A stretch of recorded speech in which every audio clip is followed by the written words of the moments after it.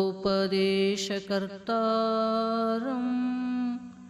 नत्वा भक्तिपुरस्सरं नत्वा भक्तिपुरस्सरं.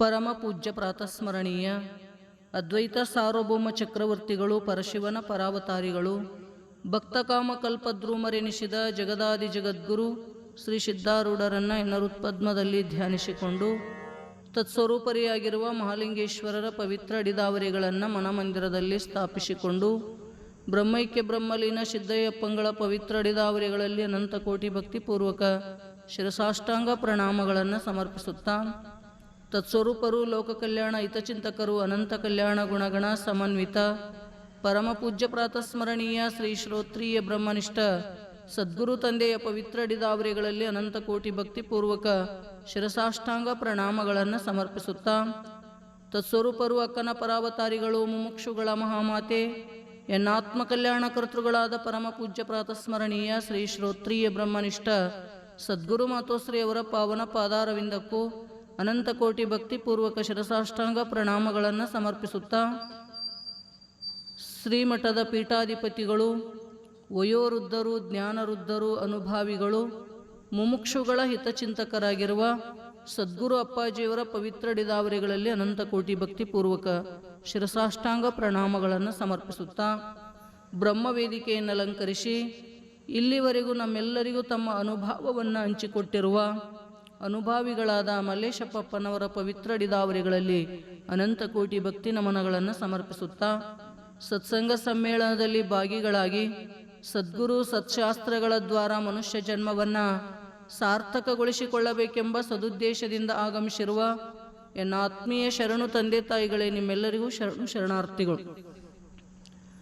ಸದ್ಗುರುನಾಥನ ಅಪಾರ ಕೃಪೆಯಿಂದ ನಡೆದುಕೊಂಡು ಬರಲಿರುವ ಪ್ರತಿನಿತ್ಯದ ಈ ಸತ್ಸಂಗದಲ್ಲಿ ಶ್ರೀಮದ್ ಭಾಗವತವನ್ನು ನಾವೆಲ್ಲ ಚಿಂತನೆ ಮಾಡ್ತಾ, ದೇವ ದುರ್ಲಭವಾಗಿರ್ತಕ್ಕಂಥದ್ದು ಸತ್ಸಂಗ, ಅದರೊಳಗ ಭಗವಂತನ ಲೀಲೆಗಳಿಂದ ಕೂಡಿಕೊಂಡಿರ್ತಕ್ಕಂಥ ಅಪಾರವಾಗಿರ್ತಕ್ಕಂಥ ಭಕ್ತಿ ಜ್ಞಾನ ವೈರಾಗ್ಯದ ಸಂಗಮವಾದ ಶ್ರೀಮದ್ ಭಾಗವತದಲ್ಲಿ ನಾರದ ಮಹರ್ಷಿ ಬದ್ರಿಕಾಶ್ರಮದಲ್ಲಿ ಬಂದು ಸನಕಾದಿ ಋಷಿಗಳನ್ನು, ಸನತ್ ಕುಮಾರರನ್ನು ನೋಡಿ ತಾನು ದೇಶದಲ್ಲಿ ನಡೆದಿರ್ತಕ್ಕಂಥ ದುಃಖದ ಸನ್ನಿವೇಶವನ್ನು ತಿಳಿಸ್ತಾ, ಅವನು ಭಕ್ತಿ ಅಂತಕ್ಕಂಥದ್ದು ನನಗೆ ಭೇಟಿ ಆಯಿತು ಅಂತ ಆ ಭಕ್ತಿಯ 2 ಮಕ್ಕಳು ಮೂರ್ಛಿತರಾಗಿದವ ಯಾಕ ಅನ್ನುವುದರ ಬಗ್ಗೆ ವಿಸ್ತಾರವಾಗಿ ತಿಳಿಸ್ತಾ, ನಿನ್ನಿನ ದಿವಸ ನಾವೆಲ್ಲ ವಿಲಾಸಿಗಳಾಗಿವಿ ಅಂತ ಹೇಳಕತ್ತಿದ್ರು. ಶ್ರವಣ ಭಕ್ತಿನೂ ನಷ್ಟ ಆಗಿ ಹೋಗ್ಯದ, ಕೀರ್ತನಾ ಭಕ್ತಿನೂ ಹಾಳಾಗಿ ಹೋಯಿತು ಲೋಭದಿಂದ, ಇನ್ನು ವಂದನಾ ಭಕ್ತಿನೂ ಹೋಯಿತು, ಅರ್ಚನಾ ಭಕ್ತಿನೂ ಕಳೆದೋಯ್ತು. ದೇಹದಲ್ಲಿ ಬಹಳ ಪ್ರೀತಿಯನ್ನು ಇಟ್ಕೊಂಡಿರ್ತಕ್ಕಂಥ ಮನುಷ್ಯ ದೇಹದ ಪೂಜಕ್ಕೆ ಟೈಮ್ ಸಿಗ್ತೇ ವಿನಃ ಭಗವಂತನ ಪೂಜಕ್ಕೆ ಇವನಿಗೆ ಟೈಮೇ ಇಲ್ಲ ಅಂತ ಜೀವ ಅನಂತ ವಿಲಾಸದೊಳಗೆ ಮುಳುಗಿರ್ತಕ್ಕಂಥದ್ದನ್ನು ನೋಡಿ ಮಹಾತ್ಮರು ಅಂತರ, ಇಶಿ ಪ್ರಕಾರ ಭಕ್ತಿಗೆ ಏಕ ಅಂಗಕ ವಿನಾಶ ಹುವಾ ಹೈ. ಆದ್ದರಿಂದ ಭಕ್ತಿಯ ಒಂದು ಅಂಗ ಏನಾಗಿಬಿಡ್ತೀವಿ ಅಂತ ಕೇಳಿದ್ರೆ ನಾಶ ಆಗಿ ಹೋಯ್ತಂತ ಹೇಳಕತ್ತಾರ. ಅರ್ಥಾತ್ ಜೀವ ಈಶ್ವರ ಸೆ ವಿಭಕ್ತ ಹುವಾ ಹೈ. ಜೀವ ವಾಸ್ತವಿಕವಾಗಿ ಪರಮಾತ್ಮನ ಸ್ವರೂಪನೇ ಆಗಿದ್ರೂ ಕೂಡ ಏನಾಗಿಬಿಟ್ಟ, ಈಶ್ವರನಿಂದ ಬೇರೆ ಆಗಿಬಿಟ್ಟ. ನಾನು ಬೇರೆ, ಪರಮಾತ್ಮ ಬೇರೆ. ಅವನ ಕೆಲಸನೇ ಬೇರೆ ಬೇರೆ ಮಾಡ್ಕೋತ ಹೊಂಟಾನಂದ್ರ ಪರಮಾತ್ಮನ ಜೊತೆ ಒಂದು ಹೆಂಗಾಗ್ತಾನ? ಅದಕ್ಕೆ ಈಶ್ವರನಿಂದ ಜೀವ ಭಿನ್ನ ಆದ ಅಂತ ಹೇಳ್ತಾರೋ, ಜುದಾ ಹುವಾ ಹೈ. ಶ್ರೀ ಠಾಕೂರ್ ಜಿ ಸೆ ವಿಮುಖ ಹುವಾ ಹೈ ಅಂದ್ರೆ ಪರಮಾತ್ಮನಿಗೆ ವಿಮುಖನಾದ, ಪರಮಾತ್ಮನಿಗೆ ದೂರಾದ ಅಂತ. ಬುದ್ಧಿ ಕಾ ಜಬ್ ಬಹುತ್ ಅತಿರೇಕ ಹೋತಾ ಹೈ ತೋ ಭಕ್ತಿ ಕಾ ವಿನಾಶ ಹೋತಾ ಹೈ. ಬುದ್ಧಿ ಬಹಳ ವಿಪರೀತ ಆಯಿತು ಅಂತ ಕೇಳಿದ್ರೆ ನೋಡ್ರಿ, ಏನು ಮಾಡಬೇಕಾಗ್ಯದ ಆ ಕೆಲಸ ಮಾಡಲಿಲ್ಲ, ವಿಪರೀತವಾಗಿರ್ತಕ್ಕಂಥ ಕೆಲಸ ಮಾಡಕತ್ತದ ನಮ್ಮ ಬುದ್ಧಿ. ಭಕ್ತಿಯನ್ನ ಮಾಡುವಂತ ಶಾಸ್ತ್ರ ಹೇಳ್ತಾವು, ಭಕ್ತಿಯಿಂದ ದೂರ ಆದ, ಮಾಡಬಾರದ ಪಾಪಗಳನ್ನು ಮಾಡ್ಕೋತ ವಿಪರೀತವಾಗಿರ್ತಕ್ಕಂಥ ಆ ಬುದ್ಧಿಯಲ್ಲಿ ಭಕ್ತಿ ಅಂತಕ್ಕಂಥದ್ದೇನಾಗಿಬಿಟ್ಟದದು ನಾಶ ಆಗಿ ಹೋಯಿತು ಅಂತ ಹೇಳ್ತಾರವ್ರು. ಭಕ್ತಿ ಚಿನ್ನ ವಿಭಿನ್ನ ಉಹಿತೋ ಜೀವನ್ ಬಿ ವಿಭಕ್ತ ಹೋಗಯ್ಯ ಹೈ. ಯಾವಾಗ ಅವನ ಜೀವನದೊಳಗ ಭಕ್ತಿ ಅಂತಕ್ಕಂಥದ್ದೇ ಚಿನ್ನ ಭಿನ್ನ ಆಗಿ ಹೋಗ್ಯದಂದ್ರ ಜೀವನನೂ ಕೂಡ ಹಂಗೆ ಆಗ್ಯದ. ಎಲ್ಲಿ ಉಳಿದದ್ರಿ? ಶಾಂತಿ ಅಂತಕ್ಕಂಥದ್ದು ಯಾರಿಗೆ ಸಿಕ್ಕದ?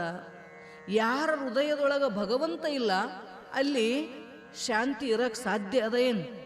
ಮನಸ್ಸು ವಿಪರೀತವಾಗಿರ್ತಕ್ಕಂಥ ಕೆಲಸಗಳನ್ನು ಮಾಡ್ತಾ ಅನಂತ ಪಾಪದ ಕಡೆ ಮುಖ ಮಾಡಿ ಹೊಂಟದೇ ವಿನಃ ಅವನ ಜೀವನ ಮಾತ್ರ ಸುಧಾರಿಸಿಕೊಳ್ಳಿಲ್ಲ. ಅದಕ್ಕೆ ಭಕ್ತಿಗೆ ದೋ ಬಾಲಕ ಹೈ. ಭಕ್ತಿಗೆ ಎಷ್ಟು ಮಕ್ಕಳದವಂತ್ರಿ? 2 ಮಕ್ಕಳದವು, ಜ್ಞಾನ ಅವ್ರ ವೈರಾಗ್ಯ. ಅವು ಯಾವ್ರಿ? ಜ್ಞಾನ ಮತ್ತು ವೈರಾಗ್ಯ ಅಂತಕ್ಕಂಥ ಮಕ್ಕಳು. ಭಕ್ತಿ ಕಾ ಆದರ್ ಜ್ಞಾನ ಅವ್ರ ವೈರಾಗ್ಯಕ್ಕೆ ಸಾಥ್ ಕರು. ನೋಡ್ರಿ, ಭಕ್ತಿಗೆ ನೀನು ಒಂದು ವೇಳೆ ಗೌರವ ಕೊಡ್ತಿದ್ದಿ, ಆಧಾರ ಸತ್ಕಾರವನ್ನ ಮಾಡ್ತಿದ್ದಿ ಅಂದ್ರ ಭಕ್ತಿ ಎದರಿಂದ ಮಾಡೋ ಆಧಾರ ಅಂತ ಕೇಳಿದ್ರ ವೈರಾಗ್ಯ ಮತ್ತು ಜ್ಞಾನದ ಜೊತೆಗೂಡಿ ನೀನು ಭಕ್ತಿಯನ್ನ ಗೌರವಿಸೋದು ಕಲ್ಕೋ. ಜ್ಞಾನ ಅವ್ರ ವೈರಾಗ್ಯ ಮೂರ್ಛಿತ ಓತೆ ಹೈತೋ ಭಕ್ತಿ ಬೀರೋತಿ ಹೈ. ನೋಡ್ರಿ, ಯಾವಾಗ ಜ್ಞಾನ ವೈರಾಗ್ಯಗಳು ಮೂರ್ಛೆ ಆಗಿ ಕುಂತು ಅಂದ್ರ ಭಕ್ತಿ ಏನ್ ಮಾಡ್ತದ್ರಿ? ಅಳುತ್ತದದು. ನನ್ನ ಮಕ್ಕಳು ಓದ್ವಲ್ಲ, ಮೂರ್ಛಿತ ಆದ್ವಲ್ಲ, ಅವು ಜೀವನದೊಳಗ ಯಾರು ಕೂಡ ಅವುಗಳನ್ನು ಅಳವಡಿಸ್ಕೊಳ್ರಲ್ಲ ಅಂತ ತಿಳ್ಕೊಂಡು ಭಕ್ತಿ ಏನು ಮಾಡ್ತದಂದ್ರ ಮಕ್ಕಳನ್ನ ಕಳ್ಕೊಂಡೆ ಅಂತ ಅಳುತ್ತದ ಅಂತ ಹೇಳ್ತಾರ. ಕಲಿಯುಗ ಮೇ ಜ್ಞಾನ ಅವ್ರ ವೈರಾಗ್ಯ ಕ್ಷೀಣ ಓತೆ ಹೈ ಬಡತೆ ನಹಿ ಹೈ. ನೋಡ್ರಿ, ಕಲಿಯುಗದೊಳಗೆ ಏನಾಗಿಬಿಟ್ಟದ ಅಂದ್ರ ಜ್ಞಾನ ಅಂತಕ್ಕಂಥದ್ದು ವೈರಾಗ್ಯ ಅಂತಕ್ಕಂಥದ್ದು ಕ್ಷೀಣ ಆಗಿ ಹೋಗ್ಯದ. ಎಷ್ಟು ಮಂದಿ ಜ್ಞಾನ ಮಾಡ್ಕೊಳಕ್ ಬರೋರದಾರಿ? ಅಧಿಕಾರಿಗಳೇ ಸಿಗುವಲ್ರು ಜ್ಞಾನಕ್ಕ. ಸುಖಾರ ಎಲ್ಲರಿಗೂ ಬೇಕಾಗ್ಯದ. ಆ ಶಾಶ್ವತವಾಗಿರ್ತಕ್ಕಂಥ ಸುಖವನ್ನ ಪಡಿಬೇಕಂತ ಎಷ್ಟು ಜನ ಪ್ರಯತ್ನ ಮಾಡಾಕತ್ತೀವಿ ನಾವು. ಕ್ಷಣಿಕ ಸುಖಕ್ಕಾಗಿ ಬಡದಾಡಕತ್ತದ ಜಗತ್ತು, ಹೌದಿಲ್ರಿ? ಎದರಿಂದ? ಹೆಣ್ಣಿನಿಂದ, ಗಂಡಿನಿಂದ, ಆಸ್ತಿ ಐಶ್ವರ್ಯದಿಂದ, ಮಕ್ಕಳಿಂದ ಅಂತ ಆ ಕ್ಷಣಿಕವಾಗಿರ್ತಕ್ಕಂಥ ವಿಷಯ ಸುಖಕ್ಕ ಬೆನ್ನತ್ತಿರ್ತಕ್ಕಂಥ ಜೀವಾತ್ಮ ಜ್ಞಾನ ಮಾರ್ಗಕ್ಕೆ ಬರಕ್ ಸಾಧ್ಯ ಅದ ಏನ್ರಿ ಅವನಿಗೆ? ವಿಷಯದಲ್ಲಿನೇ ಸುಖ ಬುದ್ಧಿಯನ್ನ ಮಾಡ್ಕೊಂಡಿರ್ತಕ್ಕಂಥವನು ವೈರಾಗ್ಯವಂತನಾಗ್ಲಿಕ್ಕೆ ಸಾಧ್ಯ ಅದ ಏನು? ವಿಷಯಗಳಲ್ಲಿ ಆಸಕ್ತಿಯನ್ನ ಕಳ್ಕೊಂಡವನು ವಿರಾಗಿ ಪುರುಷ ಆಗುತ್ತಾನ. ಅವನು ಬಹಳ ಮೋಹ ಇಟ್ಕೊಂಡಾನ. ಉಣಬೇಕು, ತಿನ್ನಬೇಕು, ನೋಡಬೇಕು, ಮುಟ್ಟಬೇಕು, ಮೂಷಿಸಬೇಕಂತಕ್ಕಂಥ ವಿಷಯಗಳ ಬೆನ್ನತ್ತಿರ್ತಕ್ಕಂಥವನಿಗೆ ವೈರಾಗ್ಯ ಅದ ಅಂತೀರೇ ನೀವು? ವೈರಾಗ್ಯನೂ ಇಲ್ಲ, ಜ್ಞಾನನೂ ಇಲ್ಲ. ಅವೆಲ್ಲ ಏನಾಗ್ಯಾವಂತಾರವರು? ಕ್ಷೀಣ ಆಗಿ ಹೋಗಿಬಿಟ್ಟವು, ಹೆಚ್ಚಾಗವಲು. ಯಾಕೆ? ಕಲಿಯ ಪ್ರಭಾವ. ಕಲಿ ಏನು ಮಾಡ್ತದ? ಹೆಚ್ಚು ಪಾಪದ ಕಡೆ ನಮ್ಮೆಲ್ಲರನ್ನು ಎಳ್ಕೊಂಡು ಹೊಂಟದದು. ಮಹಾತ್ಮರು ಕಾಲ ಕಾಲಕ್ಕೆ ಅವತಾರವನ್ನ ತಗೋತಾ ನಮ್ಮೆಲ್ಲರನ್ನ ಅಧ್ಯಾತ್ಮದ ಉನ್ನತವಾಗಿರ್ತಕ್ಕಂಥ ಸ್ಥಿತಿಗೆ ನಿಲ್ಲಿಸಬೇಕಂತ ಹರಸಾಹಸ ಮಾಡಿದ್ರು ಕೂಡ ಕಲಿಯ ಪ್ರಭಾವ ಇಷ್ಟದಲ್ಲ. ಏನು ಮಾಡಿದ್ರು ಈ ಕಡೆ ಬರಾಕ ಮನಸ್ಸು ಮಾಡವಲ್ತು ಜೀವ. ಏನಾಗಕತ್ತದದು? ಹೆಚ್ಚಾಗವಲ್ತು, ಕಮ್ಮಿ ಆಗಕತ್ತದ. ನೋಡ್ರಿ, ಎಲ್ಲೆಲ್ಲಿ ಸತ್ಸಂಗಗಳು, ಶಾಸ್ತ್ರ ಚಿಂತನೆಗಳು ನಡೆದವಲ್ಲ, ಇವತ್ತು ಯಾರು ಇಲ್ಲ ಅಧಿಕಾರಿಗಳು. ಆಶ್ಚರ್ಯ ಅನಿಸ್ತದ. ಹೇಳೋರು ಬಾಳಾಗ್ಯಾರ, ಕೇಳೋರು ಇಲ್ಲ. 4-5 ಮಂದಿ ಕುಂತ್ರು ಸಾಕಾಗ್ಯದ ಅನ್ನಂಗ ಆಗ್ಯದ. ಕಲ್ತು ವಿದ್ಯೆ ಮರೆತು ಹೋಗ್ತದಲ್ಲ. ಜ್ಞಾನ ಅದ. ಗುರು ಕೊಟ್ಟಿರ್ತಕ್ಕಂಥ ಆ ವಿದ್ಯೆಯನ್ನ ಮತ್ತೊಬ್ಬರಿಗೆ ನಾವು ನಿಸ್ವಾರ್ಥದಿಂದ ದಾನ ಮಾಡಿದಾಗ ಸಾರ್ಥಕತೆ ಪಡ್ಕೋತದದು ವಿದ್ಯೆ. ಹಂಗಾಗಿ ಶಾಸ್ತ್ರ ಹೇಳ್ಬೇಕಂದ್ರೂ ಕೇಳೋರ ಬೇಕಲ್ರಿ. ಇನ್ನು ಗಾಡಿಗೆ ಹೇಳಕ್ ಬರ್ತದೇನು ಶಾಸ್ತ್ರ? ಹೌದ್ರಿ? ಅದಕ್ಕೆ ಅವ್ರಂತಾರ ಹೆಚ್ಚಾಗವಲ್ತು ಜನ. ಅದು ಕೇಳ್ಬೇಕಂದ್ರ ಕಡಿಮೆನೇ.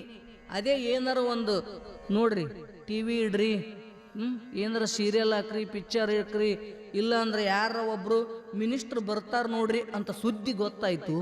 ಎಷ್ಟು ಜನ ರೀ? 2 ಜನ ಬಂದಿತ್ತು. ಏನು ಲಾಭ? ಏನೂ ಇಲ್ಲ. ಬಡದೆ ಆಟ. ಹೌದಾ? ಪಾಪ ಎಲ್ಲೆಲ್ಲಿಂದ ಆಸನದಿಂದ 100 ಮಂದಿ ಬಂದಾರ. ಏನ್ ಮಾಡ್ಬೇಕು ಪಾಪ? ಬಾ ಅಂದ್ರು, ಬಂದ್ರು. ಈ ಉಚಿತವಾಗಿ ಊಟ ಸಿಕ್ತು, ಬರಕ್ ಬಸ್ ಫ್ರೀ ಆಯ್ತು, ಆರಾಮ್ ಬಂದ್ರು ಹೋದ್ರು. ಏನ್ ಲಾಭ ಅದ ಅದರಿಂದ? ಏನ್ ನೀನು ಉದ್ಧಾರ ಆಯ್ತಾ? ನೀ ಇಷ್ಟೆಲ್ಲ ಹೋರಾಟ ಮಾಡಿದ್ರೆ ಅದಕ್ಕೆ ಏನಾರ ಸ್ಪಂದನ ಮಾಡಿತ ಸರ್ಕಾರ? ಏನೂ ಇಲ್ಲ. ಆದ್ರೂ ಬಡದಾಟ ಅಲ್ಲಿ ಅದ. ಅಲ್ಲಿ ಮಂದಿ ಬಹಳ ಪ್ರೀತಿಯಿಂದ ಹೋಗ್ತದ. ಕರೆ ಎಲ್ಲಿ ಇಂಥ ಸತ್ಸಂಗಗಳು ನಡೆದವು ಯಾರು ಬರಂಗಿಲ್ಲ ಜ್ಞಾನಕ್ಕ.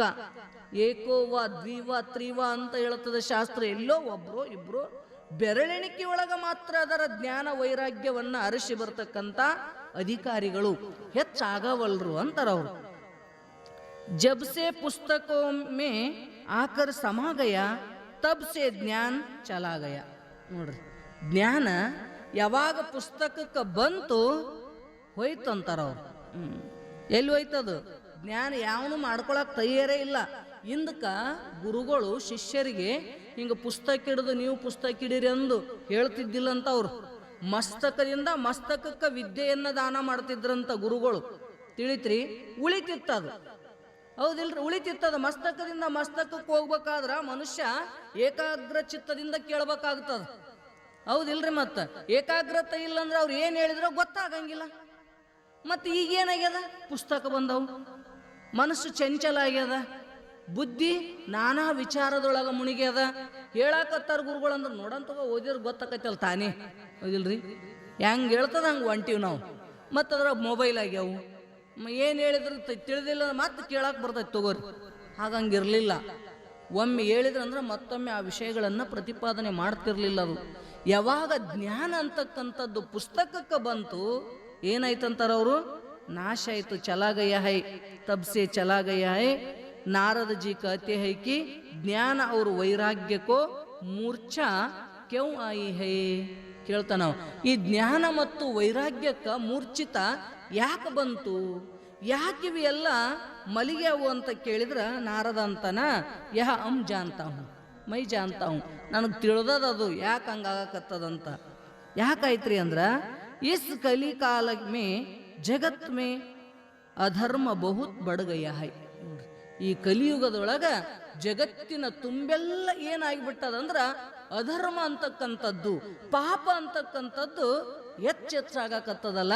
ಅದಕ್ಕೆ ಜ್ಞಾನ ವೈರಾಗ್ಯಕ್ಕೆ ಬೆಲೆ ಇಲ್ದಂಗಾಗ್ಯದ. ಇಶೀಶೆ ಇನ್ಕೋ ಮೂರ್ಛಾ ಆಯಿ ಹೈ. ಅದಕ್ಕಾಗಿನೇ ಪಾಪ ಹೆಚ್ಚಾಗ್ಯದಲ್ಲ, ಪಾಪಿಗೆ ಜ್ಞಾನ ನಿಲ್ಲುತ್ತದೇನದು? ಪವಿತ್ರವಾಗಿರ್ತಕ್ಕಂಥ ಜ್ಞಾನ ಅದು, ಹೌದಿಲ್ರಿ? ಹೆಂಗದ ಅದು? ಪವಿತ್ರವಾಗಿರ್ತಕ್ಕಂಥ ಅಂತಃಕರಣದೊಳಗೆ ಇಳಿತದ. ಬಹಳ ಪಾಪದ ಮನಸ್ಸು ಇತ್ತು ಅಂದ್ರ ಜ್ಞಾನದ ಮಾತುಗಳು ಇಡಿಸಂಗಿಲ್ಲ. ಅದಕ್ಕೆ ಶಾಸ್ತ್ರ ಏನು ಮಾಡ್ತದ? ಮೊದಲು ಸಾಧನ ಮಾಡು, ಅಂತಃಕರಣ ಶುದ್ಧಿ ಮಾಡ್ಕೋ, ಮಲದೋಷ ವಿಕ್ಷೇಪ ದೋಷಗಳನ್ನ ಕಳ್ಕೊಂಡು ಆವರಣ ದೋಷವನ್ನ ಇಟ್ಟುಕೊಂಡು ಸಾಧನ ಚತುಷ್ಟಯ ಸಂಪನ್ನನಾಗಿರ್ತಕ್ಕಂಥವನಿಗೆ ಅಧಿಕಾರಿ, ಜ್ಞಾನಕ್ಕೆ ಅಧಿಕಾರಿ ಅಂತ ಹೇಳಿದ್ವಿ ನಾವು. ಮತ್ತು ಬರೀ ಪಾಪದೊಳಗ ಮುಳುಗಿರ್ತಕ್ಕಂಥವನು ಕಳ್ಕೋತಾನೆ. ಅವಾಗ ಕಳ್ಕೊಳಕ್ ಸಾಧ್ಯ ಅದ ಏನ್ರಿ? ಮತ್ತು ಒಳಗ ಪಾಪ ಇಟ್ಟುಕೊಂಡು ಮಹಾತ್ಮ ಸದ್ಗುರುನಾಥ ಎಷ್ಟೇ ಜ್ಞಾನದ ಮಾತುಗಳನ್ನು ಹೇಳಿದ್ರೆ ಅವನ ಆಳಕ್ಕೆ ಇಳಿತದೇನದು? ಸಾಧ್ಯ ಇಲ್ಲ. ಪಾಪ ಕಳಿಬೇಕು, ಅವಾಗ ಸ್ವಚ್ಛವಾಗಿರ್ತಕ್ಕಂಥ ಅಂತಃಕರಣದೊಳಗನೆ ಆ ಜ್ಞಾನ ಅಂತಕ್ಕಂಥದ್ದು ನಿಲ್ಲುತ್ತದದು. ಪವಿತ್ರಮಿದಮುತ್ತಮಂ ಶಾಸ್ತ್ರ ಭಗವಂತ ಗೀತದೊಳಗೆ ಹೇಳಿದ್ನಲ್ಲ, ಜ್ಞಾನ ಅಂತಕ್ಕಂಥದ್ದು ಹೆಂಗದಂದ್ರೆ ಬಹಳ ಪವಿತ್ರವಾಗಿರ್ತಕ್ಕಂಥದ್ದು ಅದು. ನೀನು ಪವಿತ್ರ ಇದ್ದಿ ಅಂದ್ರೆ ನಿನಗದ ಅನುಭವಕ್ಕೆ ಬರ್ತದ. ಅದಕ್ಕೆ ಮೊಟ್ಟ ಮೊದಲು ಏನು ಮಾಡ್ತಾರೆ ಗುರುಗಳು? ಬಂದ ತಕ್ಷಣನೇ ನಿಷ್ಕಾಮ ಕರ್ಮ ನಿಷ್ಕಾಮ ಉಪಾಸನೆಗಳನ್ನು ಹೇಳ್ತಾರ. ಅವರು ಕರ್ಮ ಮಾಡು, ಉಪಾಸನೆ ಮಾಡು, ಚಿತ್ತ ಶುದ್ಧಿ ಮಾಡ್ಕೋ, ಏಕಾಗ್ರತ ಮಾಡ್ಕೋ. ಆವಾಗ ಶ್ರವಣ ಅಂತಕ್ಕಂಥದ್ದು ನಿನಗೆ ಮಾಡಲಿಕ್ಕೆ ಸಾಧ್ಯ ಆಗುತ್ತದ. ಸಿದ್ಧಾರೂಢಪ್ಪ ಗುರು ಸನ್ನಿಧಿಯೊಳಗೆ ಇರ್ತಕ್ಕಂಥ ಪ್ರಸಂಗದೊಳಗ ಗಜದಂಡ ಸ್ವಾಮಿಗಳ ಹತ್ರ ಒಬ್ಬ ಮನುಷ್ಯ ಬಂದಂತ. ಮನುಷ್ಯ ಬಂದಂದಂತ, ಯಪ್ಪ ನನಗೂ ದೀಕ್ಷಾ ಕೊಡ್ರಿ ಅಂದವ. ನನಗೂ ದೀಕ್ಷಾ ಕೊಡ್ರಿ ಅಂದ. ಮುಸ್ಲಿಮರು ಮನುಷ್ಯ ಇದ್ದ. ಅದು ಜಾತಿ ಮತ ಪಂಥ ಏನಾದ್ರೊಳಗೆ ಭೇದ ಇಲ್ಲಲ್ಲ. ಒಟ್ಟು ಅಧಿಕಾರತ್ವವನ್ನು ನೋಡಬೇಕು, ಗುರುಗಳು ಉಪದೇಶ ಮಾಡಬೇಕು, ಗುರುವಿನ ಕೆಲಸ. ಮತ್ತು ಅವ ಆದ್ರ ಮುಸ್ಲಿಮ್ರವದಾನ ಬಂದಾನ, ನನಗ ಆತ್ಮಜ್ಞಾನ ಮಾಡ್ಕೋಬೇಕಂತಕ್ಕಂಥ ಇಚ್ಛೆ ಆಗ್ಯದ, ನನಗೂ ಒಂದಿಷ್ಟು ದೀಕ್ಷೆಯನ್ನ ಕೊಡ್ರಿ, ಉಪದೇಶ ಕೊಡ್ರಿ. ತಿಳಿತ್ರಿ? ಉಪದೇಶ ತಗೊಳ್ಳಾರ್ದೆ ಗುರುಗಳು ಉಪದೇಶ ಮಾಡಂಗೆ ಇಲ್ಲ. ಶಾಸ್ತ್ರ ನಮ್ಮ ಗುರುಗಳ ಹತ್ರ ಹೋಗೋದು ಗೊತ್ತಿಲ್ಲ, ದೀಕ್ಷಾ ತಗೊಳ್ಳೋದು ಗೊತ್ತಿಲ್ಲ. ಎಷ್ಟೋ ಮಂದಿಗೆ ನೋಡ್ತೀವಿ ನಾವು, ಮುದುಕರಾಗಿರ್ತಾರ, ಮಠಕ್ಕೆ ಬರ್ತಿರ್ತಾರ, ತಗೊಂಡಿರ್ಬೇಕು ಬಿಡು ಅಂತ ವಿಚಾರ ಮಾಡಿದಾಗ ಯಾವ ಗುರುಗಳ್ರಿ ನಿಮಗೆ? ನಮ್ಮ ಗುರುಗಳಿಲ್ರಿ, ಎಲ್ಲರೂ ನಮ್ಮ ಗುರುಗಳರಿ. ಎಲ್ಲರೂ ಹೆಂಗೆ ಗುರುಗಳಾಗಕ್ಕೆ ಬರ್ತಾರ್ರಿ? ಹೌದಂತೀರಿ? ಇಲ್ಲ, ಒಬ್ಬ ಗುರು ಇರ್ತಾನ. ಗುರುತ್ವವನ್ನ ಎಲ್ಲರೊಳಗೂ ನೋಡ್ಕೊ. ಆದ್ರೆ ನೀನು ಮಾಡ್ಕೊಳ್ತಕ್ಕಂಥದ್ದು ಒಬ್ಬ ಶ್ರೋತ್ರಿಯ ಬ್ರಹ್ಮನಿಷ್ಠ ಸದ್ಗುರುವಿನಿಂದ ಉಪದೇಶ ಪಡ್ಕೊಳ್ಳೇಬೇಕಲ್ಲ. ಅವಂತಾನೆ ನಮ್ಮ ಗುರುಗಳು ತಗೋಬೇಡ ಅಂದಾರಿ. ಅವಾಗ ನಮ್ಮ ಮಠಕ್ಕೆ ಬರೋರು ಮಹಾತ್ಮರು ನಮ್ಮ ಊರಿಗೆ ಬರ್ತಿದ್ರೆ ಆ ದೀಕ್ಷೆ ತೊಗೊಂಡು ಏನು ಮಾಡ್ತೇವೆ, ಶಾಸ್ತ್ರ ಕೇಳಂದಾರ. ಹಂಗೆ ಕೇಳ್ಕೋತ ಹೋಗ್ಯಾವು, ಕೇಳ್ಕೋತ ಹಿಂದಿನವರು ಹೋಗ್ಯಾರ, ಮುದುಕರು ಸತ್ತು ಹೋಗ್ಯಾವು. ಮುಂದೆ ಬಂದದ ಪೀಳಿಗೆ ಅದನ್ನು ಹಂಗೆ ನಡೆದ. ಏನಂತೀರಿ? ಮತ್ತು 40-50 ವರ್ಷ ಆಯ್ತು. ಬರ್ತಾರ, ಅಪ್ಪರು ಪ್ರವಚನ ಹೇಳ್ತಾರ, ಶಾಸ್ತ್ರ ಹೇಳ್ತಾರ, ಅಂದ್ರೂ ಕೂಡ ಗುರುಗಳು ಮಾಡ್ಕೊಳ್ಳೋದು ಬುದ್ಧಿ ಬರಲಿ ಅಂದ್ರೆ ಇನ್ನು ಯಾವಾಗ ಮಾಡ್ಕೊಳ್ಳೋದ್ರಿ? ಯಾವಾಗ ಮಾಡ್ಕೊಳ್ಳೋದು? ಅವಾಗ ಒಂದ ದೀಕ್ಷಾ ತಗೋಬೇಕಂತ ಕಾಯಸ್ ಅವನಿಗೆ, ಯಪ್ಪ ನನಗೆ ದೀಕ್ಷಾ ಕೊಡ್ರಿ ಅಂದ. ಗುರುಗಳು ಗಜದಂಡ ಸ್ವಾಮಿಗಳು ಅಂದ್ರ ನಾಳೆ ಬಾರಪ್ಪ. ಮತ್ತೆ ಹೋದ, ಮತ್ತೆ ಸ್ನಾನ ಮಾಡಿ ಮತ್ತೆ ಬಂದ. ಎಷ್ಟು ದಿನ ಅವನು ಹೆಂಗಾರ ಮಾಡಿ ಬಿಡಿಸ್ಬೇಕು, ಅವನು ಬ್ಯಾಸರಾಗಿ ಒಲ್ಲೆ ಅಂತ ಹೋಗ್ತಾನಂತ ಅವರು ನಾಳೆ ನಾಳೆ ಅಂತಿದ್ರ. ಅವಾಗ ಒಟ್ಟು ಬ್ಯಾಸರ ಇಲ್ದಂಗೆ ಬರವ. ಅವಾಗ ಗುರುಗಳಂತ ಏನು ಮಾಡ್ಬೇಕಪ್ಪ, ಇವನಿಗೆ ಬಿಡಿಸೋದು ಭಾಳ ಕಷ್ಟ ಇವನ್ನ. ಅದಕ್ಕೆ ಅವರು ಒಂದು ಉಪಾಯ ಮಾಡ್ರಿ, ನೋಡಪ್ಪ ನೀನು ದೀಕ್ಷಾ ಬೇಕೇನು ಅಂದ್ರೆ ಅವರು, ಹೌದ್ರಿ ಅಪ್ಪ ನಾ ಉಪದೇಶ ಕೊಡ್ರಿ, ನಾನು ಇಟ್ಟು ಶಾಸ್ತ್ರ ಕೇಳಿ ಉದ್ಧಾರ ಆಗ್ತೀನಿ ಅಂದ. ಆಯ್ತಪ್ಪ ದೀಕ್ಷಾ ಕೊಡ್ತೀನಿ, ನೀನು ನಂದೊಂದು ಕೆಲಸ ಮಾಡಿ. ಏನು ಹೇಳ್ತೀರಿ ಹೇಳ್ರಪ್ಪ, ಮಾಡ್ತೀನಿ ನಾನು ಅಂತ ಅಂದ ತಕ್ಷಣ ಗುರುಗಳು ತಮ್ಮ ಶಿಷ್ಯನ ಕರೆದಂದ್ರಂತ, ನೋಡು ಅಲ್ಲಿ ಅಡಿಗೆ ಮನ್ಯಾಗ ಮಶೀರಿ ಬೇದಲ್ಲಿ ತೊಗೊಂಡು ಬಾ ಹೋಗು ಅಂದ್ರಂತವ್ರು. ಓಡ್ಕೋತ ಹೋಗಿ ಶಿಷ್ಯ ಮಶೀರಿ ಬಿ ತೊಗೊಂಡು ಬಂದ. ಅದನ್ನು ಅವನ ಕೈಯಾಗ ಕೊಟ್ರು. ನೋಡಪ್ಪ ಇದಕ್ಕೆ ಬಣ್ಣ ಹಾಕ್ಕೊಂಡು ಬಾ. ನೀ ಬಣ್ಣ ಎದ್ದಿಲ್ಲ, ನಿಂದ ಕಾಯಕ ಏನದ, ಅರಿವಿಗೆ ಬಣ್ಣ ಹಾಕದ, ಅದಕ್ಕೆ ಇದಕ್ಕೆ ಬಣ್ಣ ಹಾಕ್ಕೊಂಡು ಬಾ ಹೋಗು ಅಂದ್ರಂತ. ಅವಂದ ಹಂಗ್ಯಂಗೆ ಕುಂದಿರ್ತೈತ್ರಿ ಅಪ್ಪ ಅಂದ. ಇದು ಏನದ, ಇದು ಹೊಲಸದ ಅರಿವಿ. ಬಣ್ಣ ಕೂಡ್ಬೇಕಾಗಿತ್ತಂದ್ರೆ ಹೆಂಗಿರ್ಬೇಕ್ರಿ, ಬಟ್ಟಿ ಸ್ವಚ್ಛ ಇರ್ಬೇಕಿಲ್ಲ. ಮತ್ತು ಇಷ್ಟು ಮಸಿ ಅರಿವಿ ಅದ, ಇದು ಕೌಂಟ್ ಆಗ್ಯದ, ಹೊಲಸಾಗ್ಯದ, ಇದು ಹೆಂಗೆ ಬಣ್ಣ ಕೂಡ್ತದ್ರಿ ಅಪ್ಪ ಅಂದವ. ಹಂಗೆ ನಿನ್ನ ಮನಸ್ಸನ್ನು ಮಸಿ ಅರಿವಿ ಆಗ್ಯದು, ನನ್ನ ಉಪದೇಶ ನಿನಗೆ ಹೆಂಗೆ ಕೂಡ್ತದ ಒಳಗ ಅಂದ್ರಂತ ಗುರುಗಳು. ಹೌದಿಲ್ರಿ? ಹೆಂಗ ಸ್ವಚ್ಛತೆಯನ್ನ ಅಪೇಕ್ಷೆ ಮಾಡ್ತದ ಬಣ್ಣ ಕೂಡ್ಬೇಕಾದ್ರೂ ಒಂದು ಕಷ್ಟಿತ ಬಟ್ಟಿ, ಹಂಗ ಸದ್ಗುರುನಾಥನ ಉಪದೇಶ ನಿನ್ನ ಹೃದಯದೊಳಗೆ ನಿಲ್ಲಬೇಕಾಗಿತ್ತಂದ್ರ ಅದನ್ನು ಕೂಡ ಶುದ್ಧ ಸ್ವಚ್ಛತೆಯನ್ನ ಅಪೇಕ್ಷೆ ಮಾಡ್ತದ. ಅದಕ್ಕೆ ಸದಾ ಭಕ್ತಿಯನ್ನ ಮಾಡ್ತಾ ಮಾಡ್ತಾ ಇದ್ದಿ ಅಂದ್ರ ಜ್ಞಾನ ವೈರಾಗ್ಯಗಳು ತಾವಾಗಿನೇ ಬರ್ತವೇವು. ಅದಕ್ಕೆ ಅವ್ರು ಅಂತಾರಪ್ಪ, ಇದು ಯಾಕೆ ಕಲಿಯುಗದೊಳಗ ಜ್ಞಾನ ಮತ್ತು ವೈರಾಗ್ಯಗಳು ಮೂರ್ಛಿತ ಆಗ್ಯಾವು ಅಂತ ಕೇಳಿದ್ರ ನನಗೆ ಗೊತ್ತದ, ಅಧರ್ಮ ಅಂತಕ್ಕಂಥದ್ದು ಜಗತ್ತಿನೊಳಗೆ ಹೆಚ್ಚಾಗಿ ಹೋಗ್ಯದ, ಅದಕ್ಕೆ ಅವು ಎರಡು ಮೂರ್ಛಿತ ಆಗ್ಯಾವು. ಇಸ್ ವೃಂದಾವನಕಿ ಪ್ರೇಮ ಭೂಮಿ ಮೇ ತುಮಕೋ ಪುಷ್ಟಿ ಮಿಲಿ ಹೈ. ಆದ್ರ ಎಲ್ಲಿ ಅಂತ ಕೇಳಿದ್ರ ವೃಂದಾವನಕ್ಕೆ ಬಂದಾರಲ್ಲ, ಅಲ್ಲಿ ಏನಾಗ್ಯದ, ಅದು ಪ್ರೇಮದ ಭೂಮಿ. ವೃಂದಾವನ ಅಂದ್ರೆ ಕೃಷ್ಣ ಪರಮಾತ್ಮ, ಅಲ್ಲೆಲ್ಲ ಗೋಪಿಕಾ ಸ್ತ್ರೀಯರು ಭಕ್ತಿ ಮಾಡಿರ್ತಕ್ಕಂಥ ಭೂಮಿ ಅದು. ಕಣ ಕಣದೊಳಗೂ ಕೂಡ ಈಗೂ ಕೂಡ ಅಲ್ಲೆಲ್ಲ ರಾತ್ರಿ ಹೊತ್ತಿನೊಳಗೆ ಯಾರು ವಸ್ತಿ ಇರಂಗಿಲ್ಲ ಅಂತ ಹೇಳುತ್ತಿರ್ತಾರೆ. ಹಂಗ ಪರಮಾತ್ಮನ ಭಕ್ತಿಯನ್ನ ಮಾಡಿರ್ತಕ್ಕಂಥ ಗೋಪಿಕಾ ಸ್ತ್ರೀಯರು ಅವಾಗೆಲ್ಲ ಆ ಭೂಮಿಯೊಳಗೆ ಓಡಾಡ್ಯಾರಂತ ತಿಳ್ಕೊಂಡು ಇನ್ನೂ ಅದು ಪವಿತ್ರ ಅದ ಅಂತ ಹೇಳ್ತಾರೆ. ಅಂತ ವೃಂದಾವನ ಭೂಮಿಯೊಳಗೆ ಏನಾಗ್ಯದ ಅಂತ ಕೇಳಿದ್ರ ನಿಂದು ಪುಷ್ಟಿ ಆಗ್ಯದ, ಭಕ್ತಿದು ಪುಷ್ಟಿ ಮಿಲಿ ಹೈ. ಕಲಿಯುಗ ಮೇ ಜ್ಞಾನ ಅವ್ರ ವೈರಾಗ್ಯಕ್ಕೆ ಉಪೇಕ್ಷಾ ಓತಿ ಹೈ. ನೋಡ್ರಿ, ಆ ಜ್ಞಾನ ವೈರಾಗ್ಯಗಳನ್ನ ನಾವು ಅನಾಧಾರ ಮಾಡೋದ್ರಿಂದ ಕಲಿಯುಗದೊಳಗ ಅತ ವೇ ನಿರುತ್ಸಾಹ ಹೋಕರ್ ವೃದ್ಧಿ ಅವ್ರು ಜೀರ್ಣ ಹೋಗಯ್ಯ ಹೈ, ವೃದ್ಧ ಅವ್ರು ಜೀರ್ಣ ಹೋಗಯ್ಯ ಹೈ.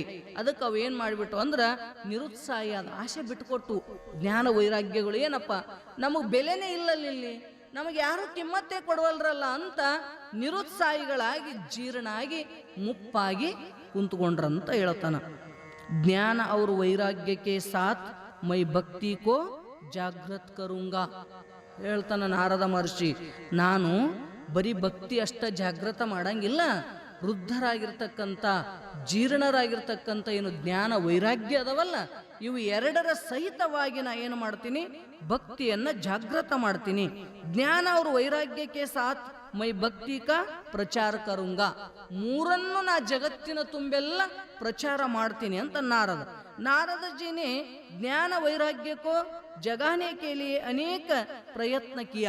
ನೋಡ್ರಿ, ಜ್ಞಾನ ವೈರಾಗ್ಯಗಳನ್ನ ಎಚ್ಚರ ಮಾಡಬೇಕಂತ ತಿಳ್ಕೊಂಡು ನಾರದ ಮಹರ್ಷಿ ಬಹಳ ಪ್ರಯತ್ನ ಮಾಡಿದಂತ್ರಿ, ಬಹಳ ಪ್ರಯತ್ನ ಮಾಡಿದ, ಎಲ್ಲಾ ಕಡೆ ತಿರುಗಾಡಿದ ಕರೆ, ಪರಂತು ಕುಚ್ ಬನಾ ನಹಿ ಹೈ. ಆದರೂ ಕೂಡ ಏನೂ ಆಗಲೇ ಇಲ್ಲ, ತಿರುಗಿದ ಕರೆ ತಗೊಳ್ಳೋರು ಬೇಕಲ್ಲ. ಜ್ಞಾನವನ್ನ ಒತ್ತು ಬಂದಾರ ಮಹಾತ್ಮರು, ಅದನ್ನ ತಗೊಳ್ತಕ್ಕಂಥ ಅಧಿಕಾರ ಬೇಕಲ್ಲ, ಪಾತ್ರತೆ ಬೇಕಲ್ಲ. ಸಿದ್ಧಾರೂಢಪ್ಪ ಯಾವಾಗ ಹುಬ್ಬಳ್ಳಿಗೆ ಬಂದ ಎಲ್ಲಾ ತರ ಭಕ್ತರು ಅವನ ಹತ್ರ ಬರ್ತಿದ್ರು ಅಂತ ಕೇಳಿವಿ ನಾವು, ಹೌದಿಲ್ರಿ? ಅರ್ಥ ಬಂದ, ಅರ್ಥಾರ್ಥಿ ಬಂದ, ಜಿಜ್ಞಾಸು ಬಂದ, ಮುಕ್ತ ಬಂದ. ಆದ್ರೆ ಎಲ್ಲರಿಗಿಂತ ಅರ್ಥ ಭಕ್ತರೇ ಬಂದವರು, ಅರ್ಥಾರ್ಥಿಗಳೇ ಬಂದವರು. ಮಕ್ಕಳು ಬೇಕು, ರೊಕ್ಕ ಬೇಕು, ಹೆಂಡತಿ ಬೇಕು, ಹೌದಿಲ್ರಿ? ನಾವು ಮಠಗ ಮಂದಿರ ಯಾಕೆ ತಿರುಗುತ್ತಾರಪ್ಪ ಅಂದ್ರೆ ಏನಾರ ಒಂದು ಮನಸ್ಸಿನೊಳಗೆ ಆಸೆ ಇದ್ದವನೇ ತಿರುಗುತ್ತಾನ. ನೋಡಿರ್ಬೇಕಾದ್ರೆ ನಮಗೇನು ಬೇಡ, ಮುಕ್ತಿ ಬೇಕಂದ್ರೆ ಅಧಿಕಾರಿ ಅದಿ ಅಂತ ಅರ್ಥ. ಏನಾರ ಬೇಡ್ತಿದೆ ಅಂದ್ರೆ ಬಿಕಾರಿ ಇದ್ದಿ ಅಂತ ಅರ್ಥ, ಹೌದಿಲ್ರಿ? ಅದಕ್ಕೆ ಅವ್ರಂತಾರ, ಯಾವಾಗ ಎಲ್ಲಾ ಕಡೆಗೂ ಜ್ಞಾನವನ್ನ ಪ್ರಚಾರ ಮಾಡ್ಬೇಕಂತ ಸ್ವತಃ ಪರಮಾತ್ಮನೇ ಸಿದ್ಧಾರೂಢಪ್ಪನ ರೂಪದೊಳಗ ಬಂದ. ಸಾಗರ ಸಾಗರ ಜನ ಬರ್ತಿತ್ತಂತ, ಲಕ್ಷ ಲಕ್ಷ ಜನ ಬರ್ತಿದ್ರು, ಎಲ್ಲಾ ಭಕ್ತರು ಬರ್ತಿದ್ರು. ಎಲ್ಲರೂ ಪಾದಕ್ಕೆ ಬಿದ್ರು, ಬೇಡ್ಕೊಂಡ್ರು. ಏನ್ ಬೇಡ್ಕೊಂಡ್ರಿ? ಎಲ್ಲರೂ ಏನ್ ಬೇಡ್ಕೊಂಡ್ರಿ? ಮಕ್ಕಳು ಕೊಡು, ಹೆಂಡತಿ ಕೊಡು, ಹೊಲ ಕೊಡು, ಆಸ್ತಿ, ಇವೇ ಬೇಡ್ಕೊಂಡ್ರಲ್ಲ. ನೋಡ್ತಿರ್ಲಿ, ಮಕ್ಕಳು ಬೇಡಿದವ್ರದಾರ, ದುಡ್ಡು ಬೇಡಿದವ್ರದಾರ, ಎಲ್ಲ ಬೇಡಿದ್ರ, ಜ್ಞಾನ ಬೇಡಿದವ್ರು ಎಷ್ಟು ಮಂದಿ ಅದಾರ? ಬೆರಳೆಣಿಕೆ ಒಳಗ ಮಾತ್ರ ಅದಾರ, ಅದಿಲ್ರಿ? ಬೆರಳೆಣಿಕೆ ಒಳಗಷ್ಟೇ. ಎಲ್ಲಿ ಶಿವಪುತ್ರಪ್ಪರು, ಕಬೀರದಾಸ, ಕೆಲವೊಂದು ಜನ ನೋಡ್ತೀವಿ ನಾವು, ಏನು ಬೇಡಪ್ಪ ನನಗೆ ಜ್ಞಾನ ಬೇಕನ್ನೋರು. ಕೊನಿ ಸಿದ್ಧಾರೂಢಪ್ಪಂದಂತ ಮುತ್ತು ರತ್ನ ವಜ್ರ ವೈಡೂರ್ಯಗಳ ರಾಶಿಯನ್ನ ಒತ್ತು ಬಂದೆ ತಗೊಳ್ತಕ್ಕಂಥ ಯಾರು ಅಧಿಕಾರಿಗಳೇ ಸಿಗಲೇ ಇಲ್ಲ ಅಂದ್ರಂತವ್ರು. ಬರೀ ಎಲ್ಲರೂ ಏನ್ ಬೇಡಿದ್ರು? ಪ್ರಪಂಚ ವಿಷಯಗಳನ್ನೇ ಬೇಡಿದ್ರೆ ಹೊರತು ಜ್ಞಾನ ಕೊಡುಯಪ್ಪ ಅಂತ ಒಬ್ಬನು ಕೇಳಿಲ್ಲ ನನ್ನ ಅಂತಾರವ್ರು. ಹಂಗ ಪ್ರಪಂಚದೊಳಗೆ ಎಲ್ಲರೂ ಅದಕ್ಕಾಗಿ ಬೆನ್ನತ್ತಿವೆ ಹೊರತು ಭಕ್ತಿ ಜ್ಞಾನ ವೈರಾಗ್ಯಗಳನ್ನ ಹೊತ್ತು ಬಂದಾರ ಮಹಾತ್ಮರು, ಅದನ್ನ ತಗೋಬೇಕಂತ ಯಾರಿಗ್ ಗೊತ್ತಾಗ್ಯದ್ರಿ? ಯಾರು ಅದಕ್ಕೆ ಬಡದಾಡಂಗಿಲ್ಲ. ಅದಕ್ಕೆ ಅವನಂತಾನೆ ಯಾರು ತಗೊಳ್ಳೇ ಇಲ್ಲ ಅಂತ. ವೇದೋಂಕೆ ಅನೇಕ ಪಾರಾಯಣ ಕಿಯೇ ತೋ ಬಿ ಜ್ಞಾನ ವೈರಾಗ್ಯಕ್ಕೆ ಮೂರ್ಛಾ ಗಹಿ ನಹಿ. ಎಷ್ಟೆಲ್ಲ ಕಡೆ ತಿರುಗಿದೆ, ವೇದಗಳನ್ನ ಪಾರಾಯಣ ಮಾಡಿದೆ, ಅವುಗಳನ್ನ ಭಕ್ತಿ ಜ್ಞಾನ ವೈರಾಗ್ಯಗಳನ್ನ ಎಬ್ಬಿಸಬೇಕಂತ ಏನೆಲ್ಲ ಪ್ರಯತ್ನ ಮಾಡಿದೆ ಕರೆ, ಆದರೂ ಕೂಡ ಅವು ಮೂರ್ಛಿತೆಯನಾಗಿ ಬಿದ್ದವಲ್ಲ ಜ್ಞಾನ ವೈರಾಗ್ಯಗಳು, ಅವು ಹೇಳಲಿಲ್ಲ ಅಂತ ನಾವು.